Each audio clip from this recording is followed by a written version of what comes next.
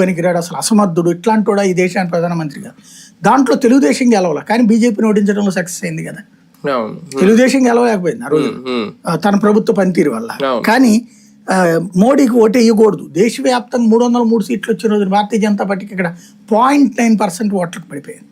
అంతకుముందు మామూలుగా వచ్చినా కూడా 3% ఓట్లు వచ్చేటటువంటి పార్టీ ఎందుకు దిగజారింది? వీళ్ళ నెగిటివ్ క్యాంపెయిన్ అన్నట్టు. అదే ధైర్యం వీళ్ళకి. మనం బాగుపడ్డా పడకపోయినా పర్లేదు, కానీ ఎదురోళ్ళు నాశనం అయితే అప్పుడు అదే మనకి బాగు అనేటటువంటి. 2 ఏళ్ల సంక్షేమం అమలు చేసినా ప్రజల్లోకి తీసుకెళ్ళలేకపోతుంది క్యాడర్ అనేది బలంగా కనిపిస్తుంది చంద్రబాబు నాయుడు గారిలో. అంటే ఓకే, మామూలుగా మన లెక్క అయితే ఫస్ట్ ఏడాది ఏమీ చేయలేదు, తర్వాత నేను అమలు చేసుకొచ్చారని, 2 ఏళ్లలో మేము సంక్షేమం పూర్తిగా చేసేసామని ఇదే ప్రచారం చేస్తే నిజంగా ప్రజలు నమ్మే పరిస్థితి ఉంటుందా? అంటే బేసిక్గా ఒకటే, ఆయనకే తెలుసు కాబట్టినే ఈ దబాయింపు మాటలు చెప్పేది. మాక్సిమం ఇళ్ళ దగ్గరికి వెళ్ళినప్పుడు ఏమని అడుగుతారు, సాధారణంగా అక్కడ ఏదైనా రోడ్డు వేసారు, ఈ రోడ్డు వేసారమ్మా అని చెప్తే సరేనయ్యా, కాలువ కట్టారు, బాగుందయ్యా, నీళ్ళు ఇచ్చాము, మంచి నీళ్ళు వేసాము, ఇవన్నీ ఉంటాయి. మొత్తం రాష్ట్రం మొత్తం మీద ఒక 5% 10% చేస్తుంటారు. అది చెప్పిన చోట వీళ్ళు చెప్పక్కర్లేదు, మీరు వచ్చాక ఈ రోడ్డు వేసారయ్యా బాగుందయ్యా అని వాళ్ళే చెప్తారు.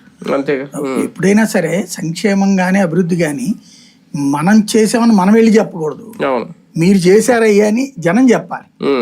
అలా జనం చెప్పే అంతటితో 10% ఉంటుంది. మిగతా 90% మందికి ఏం చెప్పాలి? ఈవెన్ ఆ 10% దగ్గర కూడా